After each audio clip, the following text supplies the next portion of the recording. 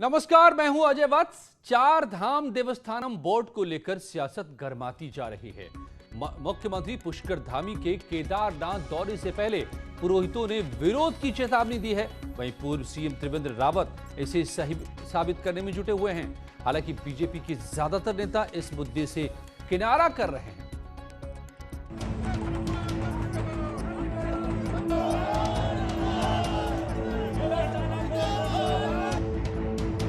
पूर्व सीएम त्रिवेंद्र सिंह रावत के साल 2019 के फैसले पर बीजेपी सवालों में घिरती जा रही है। चार धाम देवस्थानम बोर्ड को लेकर तीर्थ पुरोहित आग बबूला हैं और कांग्रेस हमलावर। मुख्यमंत्री पुष्कर सिंह धामी मंगलवार को केदारनाथ जा सकते हैं और उससे पहले पुरोहितों ने विरोध की चेतावनी दे दी है। वहीं पूर्व सीएम त्रिवेंद्र रावत लगातार अपने फैसले को सही बता रहे हैं, लेकिन सरकार और पार्टी उस पर कोई भी सीधी टिप्पणी नहीं करना चाहती। मेरी बात समझ लीजिए, मेरा दृढ़ मत है कि देवस्थानम बोर्ड से ही हमारे उत्तराखंड का भला होगा। साईं बाबा जो शिरडी में है उसकी 700 करोड़ रुपया है, सिद्धि विनायक मंदिर मुंबई की 300 करोड़ रुपया है, वैष्णो देवी मंदिर की 400 करोड़ रुपया है, बद्री और केदार की 15 करोड़ रुपया। कितनी है? और गंगोत्री यमुनोत्री की 6 करोड़ रुपया। उन्होंने जो कहा है ना, उन्होंने अपने हिसाब से कोई बात कही है, लेकिन वर्तमान में मुख्यमंत्री ने इस पर अपना बेबाक टिप्पणी की है और कहा है, तो मुझे लगता है कि इस तरह के विषयों पर कोई टिप्पणी करना वो आवश्यक नहीं है। वहीं पूर्व सीएम त्रिवेंद्र की तरफ से कांग्रेसी कहे जाने पर तीर्थ पुरोहितों का गुस्सा भड़का हुआ है। चार धाम के पुरोहितों और कांग्रेस का कहना है कि बीजेपी की नजर मंदिरों की कमाई पर है। कांग्रेस नेता किशोर उपाध्याय का कहना है कि यूपी का गोरखनाथ धाम और हरिद्वार के मंदिर भी सरकार कंट्रोल में ले।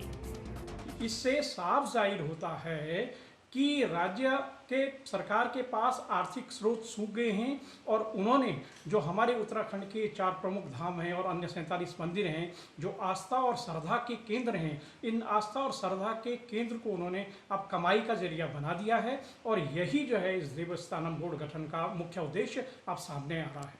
उत्तराखंड के जितने मंदिर हैं और अगर उनको लगता है कि नहीं जो है ये सही है, तो सबसे पहले जो है जो गोरखपुर में गोरखनाथ पीठ है, उन सारे मंदिरों को और हरिद्वार के मंदिरों को उसमें क्यों नहीं शामिल करते हैं। चार धाम देवस्थानम बोर्ड त्रिवेंद्र सिंह रावत ने बनाया। तीरथ सिंह रावत ने पुनर्विचार की बात कही, लेकिन बोर्ड भंग होगा या नहीं, इस बात ने पुष्कर धामी सरकार और बीजेपी को उलझा कर रख दिया है। उत्तराखंड में चुनाव सिर पर हैं और चार धाम में पुरोहित पूजा पाठ की जगह प्रदर्शन कर रहे हैं, पुतले फूंक रहे हैं। ऐसे में अब त्रिवेंद्र सरकार का फैसला बीजेपी के गले की फांस बनता दिख रहा है। देहरादून से न्यूज़ 18 के लिए दीपांकर भट्ट की रिपोर्ट। तो जाहिर है ये मसला सरकार की गले की फांस बनता नजर आ रहा है, लेकिन क्या होगा, क्या तय होता है, ये बड़ा सवाल है। और इसी को समझने के लिए सुरेश जोशी मेरे साथ प्रवक्ता बीजेपी की जुड़े हैं, सूर्यकांत धस्माना साहब प्रदेश उपाध्यक्ष हैं कांग्रेस के, हरीश डिमरी साहब तीर्थ पुरोहित हैं। स्वागत है आप सभी का। मैं आप सबसे सवाल करूं, समझूं इसके हर पहलू को। इससे पहले मैं ये भी बता दूं कि ये बहस क्यों, सवाल क्या खड़े हो रहे हैं। और सवाल खड़े हो रहे हैं कि त्रिवेंद्र रावत के फैसले से नाराज तीर्थ पुरोहित हो गए हुए हैं। आप देख रहे हैं कि तमाम जगहों पर धरना प्रदर्शन चल रहा है उनका। त्रिवेंद्र सिंह रावत 2019 के फैसले पर अभी भी कायम हैं, वो अभी भी इसे सही ठहरा रहे हैं। वो कह रहे हैं कि इससे उत्तराखंड का भला होगा। त्रिवेंद्र सिंह रावत मंदिरों से आय का ब्यौरा दे रहे हैं। आय के ब्यौरे पर कांग्रेस ने बीजेपी को घेरा है। तीर्थ पुरोहितों ने बोर्ड को भंग करने की मांग की है, क्योंकि उनको लगता है कि सरकार इससे अपने फायदे के लिए पैसे कमाने का जरिया बनाना चाहती है, इसलिए हमारे अधिकार हमसे ले रही है। सही क्या है, किसमें किसकी भलाई है? हरीश डिमरी साहब तीर्थ पुरोहित, सबसे पहले आपके जरिए मैं समझना चाहता हूं, आप क्या कहते हैं, देवस्थानम बोर्ड से भला होगा कि बुरा होगा? किसका भला, किसका बुरा?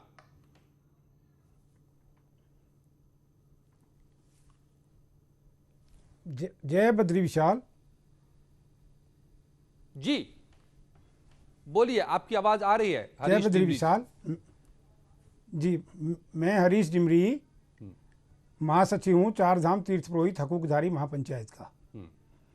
मेरा ये मानना है, जो ये त्रिवेंद्र सरकार देवस्थानम बोर्ड को लेके आई है वो एक किस्म से सनातन धर्मियों का जो अनादिकाल से जो सेवा हमारे चारों धामों में हम लोग कर रहे थे उसके ऊपर पूरा कुठाराघात हो रहा है।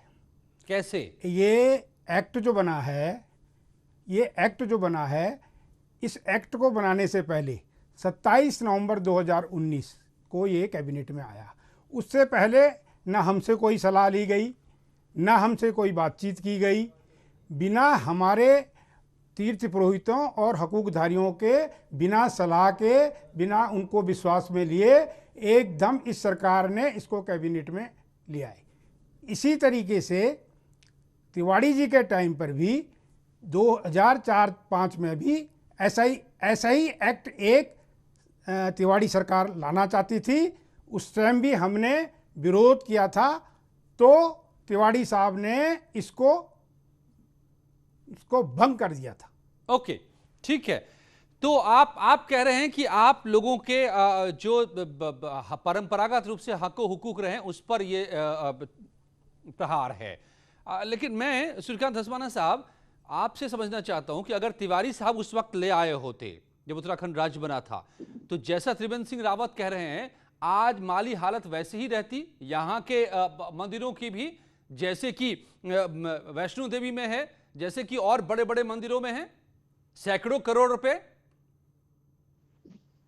देखिए, मैं सबसे पहले तो आपको बताना चाहता हूं कि आप उत्तराखंड के 4 धामों की तुलना और जगहों से और धार्मिक स्थानों से नहीं कर सकते। ये हमारी सनातन परंपरा के, हमारे हिंदू सनातन परंपरा की वो धाम है जहां प्रत्यक्ष रूप से आदि गुरु शंकराचार्य के जमाने से जो परंपराएं धार्मिक चली आ रही है, उन परंपराओं के साथ छेड़छाड़ करना, उन परंपराओं के साथ एनडी तिवारी जी के साथ के जमाने की बात करिए। अभी डिमरी साहब ने, एनडी तिवारी जी ने जब इंट्रोड्यूस करने का यहाँ पर एक कार्यक्रम बनाया और इसको सामने रखा, तो समय सारे हमारे तीर्थ पुरोहित और हक हकूकदारियों ने जो विरोध अपना प्रकट किया और अपनी बात कही, उस पर कांग्रेस ने उसको स्वीकार किया और उसको विड्रॉ कर लिया। आज भी तो फिर भी यानी कि एनडी तिवारी सरकार भी तो सोचती थी इसका मतलब कि नहीं, ये बेहतर है कि देवस्थानम बोर्ड बने ताकि एक कायदा नहीं। हम देखिए, हमारे कांग्रेस के जमाने में जो तिवारी जी की सोच थी वो बिल्कुल अलग थी। वो यहाँ के तमाम जो हमारा जो तीर्थाटन है, हमारे जो तीर्थ हैं, उन तीर्थों को एक इस प्रकार से विकसित करने का उनका पूरा मास्टर प्लान था, जिसमें हम लोग चाहते थे कि राज्य के हमारे सारे तीर्थ, चाहे यमुनोत्री हो, गंगोत्री हो, केदारनाथ जी हो, बद्रीनाथ जी हो, यहाँ पर इनको इस प्रकार से विकसित किया जाए कि तीर्थाटन और पर्यटन इसको हम लोग जोड़ पाए। लेकिन जब हकूकदारियों ने, जो वहाँ के स्टेक होल्डर्स हैं, उन्होंने जब अपनी आपत्ति प्रस्तुत करी तो हमने उसको विड्रॉ किया। ठीक है, सुरेश जोशी को भी लेता हूं मैं, फिर आपके पास आता हूं। धस्माना साहब, राजनीति में जगह बदलने से विचार भी बदलते हैं, ये बात हम सबको मालूम है। आप सरकार में एक विचार रखते हैं, विपक्ष में एक दूसरे विचार रखते हैं। सुरेश जोशी जी, आप इस वक्त सरकार में हैं, सत्ता में हैं, मकसद क्या है इस देवस्थानम बोर्ड का? देखिए अजय जी, इसमें 2 विषय सामने आ रहे हैं। पहला विषय तो यह है कि जो हमारा 4 धाम के जो हमारे मंदिर हैं यहाँ पर को निश्चित तौर पर जो है कि ये आदि गुरु शंकराचार्य जी के स्थापित किए हुए हैं, और जो हमारे अभी आदरणीय डिमरी जी जिस बात को रख रहे थे, सनातन धर्मी परंपरा को भी उन्होंने उस बात को रखा। लेकिन जो सरकार का बेसिक मकसद था, सरकार का मकसद ये था कि भाई हमारे सनातन धर्मी परंपरा को जीवंत और जीवित रखते हुए हम अपने इन 4 धामों का कैसे और इनको विकसित करें, और जो अधिक श्रद्धालु यहाँ पर आए उनको हम कैसे जो है कि अधिक से अधिक सुविधा दें। इस सुविधा और इसको ज़्यादा विकसित करना, और इसको जो है कि एक अच्छी तरह से श्रद्धालुओं को कोई दिक्कत न हो, उस मकसद से जो है कि देवस्थानम बोर्ड का तो फिर जो है कि गठन किया गया। तीर्थ पुरोहितों को क्यों लग रहा है कि उनके हक को छीनने की कोशिश कर रहे हैं? आप तो कह रहे हैं कि उन परंपराओं को रखते हुए। नहीं अजय जी, मैं उसी बात पर आ रहा हूँ। देखिए, अब इसमें ये सरकार की जो मंशा थी, क्योंकि आपने देखा होगा कि सरकार ने उसमें 5-7 करोड़ रुपए रिलीज भी कर दिया कि वहां के डेवलपमेंट के लिए। लेकिन अब विषय इसमें दूसरा क्या है कि जो आदरणीय डिमरी जी, जो उसके महासचिव हमारे साथ अभी जुड़े हैं, बात कर रहे हैं, उनका विषय ये है कि भाई जो हमारे पंडा पुरोहित समाज हैं, जो आदिकाल से लेकर के इन मंदिरों को एक तरह से मैं कह सकता हूं कि पहराए हुए हैं। देखिए, आज तो टूरिज्म भी, आध्यात्मिक टूरिज्म भी बढ़ रहा है, दूसरी चीजें भी बढ़ रही हैं, लेकिन उनको वो समय याद आता है कि जब उनके पूर्वजों के द्वारा इन मंदिरों के रक्षा के लिए किस तरह से उसकी रक्षा की गई होगी। तब इसमें न कहीं पैसा इन्वॉल्व था और न कोई संसाधन इन्वॉल्व थे। तब तो एक मात्र ये था कि भाई हमने अपने सनातन धर्म की परंपरा को जीवंत रखना है। और मुझे लगता है कि अगर आज से 100-150 साल पहले की बात देखोगे तो ये जो डिमरी जी के जो दादा परदादा होंगे, मुझे लगता है कि उन्होंने कंदमूल, फल या फूल खा करके ही वहां पर को मंदिरों की रक्षा कर करके अपनी धार्मिक आस्था को जिंदा रखा होगा। अब इनका विषय सबसे बड़ा ये है कि आखिर इन मंदिरों के अंदर जो इतने लंबे समय से, जो सैकड़ों वर्षों से हमारे पुरोहितों के द्वारा, हमारे पूर्वजों के द्वारा इन मंदिरों की रक्षा की गई है, सनातन धर्म की परंपरा को जीवंत रखा गया है। और इस हिमालय की, चाहे वो भगवान केदारनाथ जी का तो मंदिर हो, आज क्यों छीना जा रहा है? यमुनोत्री गंगोत्री हो, आज क्यों छीना जा रहा है? अब इसमें मुझे जहां तक लगता है, देखिए मैं अभी इस पर कोई राजनीति नहीं कर रहा, मुझे इसमें यह लगता है कि भाई कहीं न कहीं ये एक मिसअंडरस्टैंडिंग है बहुत बड़ी। तो सवाल, वही सवाल है कि छीना जा रहा है क्या? यही बड़ा सवाल है। सुनिए, देखिए सुनिए, अब इसमें क्या है कि जो सरकार के मुखिया हैं, जो वर्तमान जो सरकार के मुखिया हैं पुष्कर जी, उन्होंने बहुत साफ शब्दों में कहा है कि भाई हम जो है पंडा पुरोहितों से इस विषय के समाधान के लिए बातचीत करेंगे। और मुझे आशा और विश्वास है कि जो डिमरी जी का विषय है उसका भी समाधान होगा। और जो सरकार की मंशा है कि भाई यहाँ के मंदिरों की और अच्छी सुदृढ़ व्यवस्था हो, हमारा आध्यात्मिक टूरिज्म जो है विकसित हो और उससे लोगों को रोजगार भी मिले और वो पुरानी पीढ़ी, पुरानी परंपरा, पुरानी संस्कृति भी जीवंत रहे, मुझे ऐसा लगता है। तो ये बातचीत के द्वारा कहीं कहीं अजय जी इसका हल निकलेगा, ऐसी मुझे उम्मीद है। हरीश डिमरी साहब, आप तीर्थ पुरोहित है, आपने सारी बातें सुनी सुरेश जोशी जी की। आप समझिए कि सरकार क्या सोच रही है, ये इस वक्त आप सुन रहे हैं। अगर परंपराएं भी जीवित रहे, आप लोगों के हक भी कायम रहें और व्यवस्था भी बेहतर बने, क्या यह सही रास्ता होगा? देखिए, ऐसा है, 1939 में श्री बद्रीनाथ केदारनाथ मंदिर समिति एक्ट बना। 1939 में यहाँ की दो जगह की व्यवस्था के लिए श्री बद्रीनाथ केदारनाथ मंदिर समिति बनी जी। उसमें एक लोकतांत्रिक और स्वायत्तशासी बॉडी थी, वो दोनों केदारनाथ और बद्रीनाथ को चलाती थी। उसमें पहले राजा के 5 लोग आते थे, बाद में घटते घटते राजा के आदमी को नॉमिनेट करना बंद कर दिया। सरकार ने 10 आदमी अपने रखे, 4 आदमी जिला पंचायत से चुन के आते थे, 3 एमएलए होते थे, 1 अध्यक्ष और 1 उपाध्यक्ष। तो वही पूरी व्यवस्था बद्रीनाथ और केदारनाथ की चलाते थे। आज 2019 में कौन सी आफत आन पड़ी जो आपने इस लोकतांत्रिक जो व्यवस्था वहाँ पर थी उसको निरस्त कर दिया, उसको भंग कर दिया। इसी तरीके से यमुनोत्री वाले राजा का जो मंदिर है उसमें उनकी कमेटी बैठती है और एसडीएम उनका रिसीवर होता है, वो अपनी बहुत अच्छी तरीके से यमुनोत्री को चला रहे थे। और गंगोत्री में एक डिमरी साहब जी, डिमरी जी, हरीश डिमरी जी, अभी जो मैं सुन रहा था, आप लगातार हम सुन रहे हैं, जो ये लेकर आए थे TSR त्रिवेंद्र सिंह रावत कह रहे थे कि यहां पर पैसे जमा नहीं हो पा रहे, यानी पैसों का कहीं न कहीं इधर उधर हो जा रहा है, जबकि बाकी जो बड़े बड़े मंदिर हैं देश के, वहां पर बात सुनिए, सैकड़ों करोड़ जमा हो गए हैं बोर्ड के जरिए। पहले आप मेरी बात सुनिए, जो मैं बोल रहा हूं आप उसको सुनिए। आप गंगोत्री की व्यवस्था एक ट्रस्ट के अंडर में थी, उसकी कभी कोई शिकायत नहीं आई आज तक कोई शिकायत नहीं है।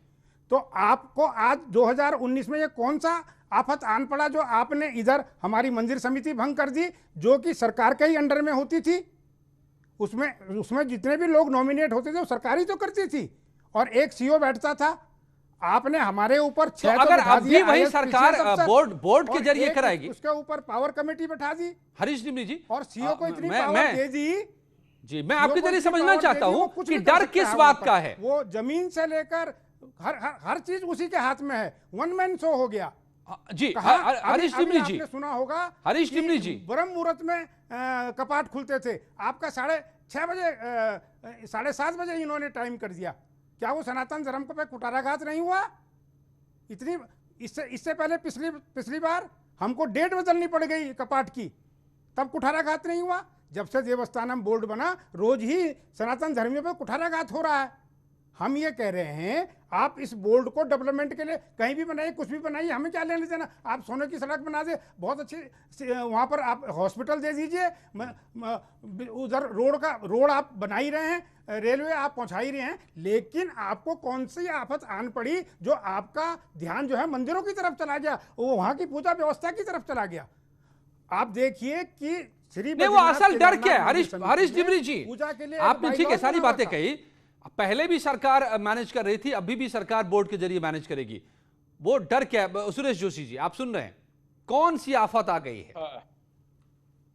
देखिए, मैं तो आज के दिन अजय जी सिर्फ इतना आपके चैनल में बैठ के कह सकता हूं कि ये जो आइडियोलॉजी की सरकार है, ये आइडियोलॉजी की सरकार कभी भी सनातन धर्म हो या हिंदू धर्म हो, उस धर्म के जो स्वावलंबी लोग हैं उनके साथ कोई भी ऐसा कुठाराघात नहीं करेगी, ये मैं दावे के साथ कह सकता हूं। दूसरी बात, जहां तक देखो डिमरी जी ने कही, इतने साधु संत क्यों नाराज हुए पड़े हैं?